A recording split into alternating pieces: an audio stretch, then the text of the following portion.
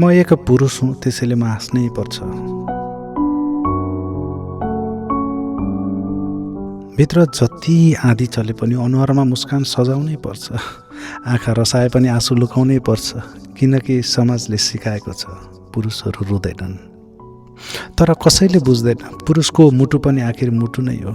उसलाई पनि चोट लाग्छ, उसले पनि रातभरि सिरानी भिजाएर रोएको हुन्छ। पनि कसैको अँगालो, केही सान्त्वनाका शब्द र म तिम्रो साथमा छु भन्ने एउटा भरोसा चाहिन्छ।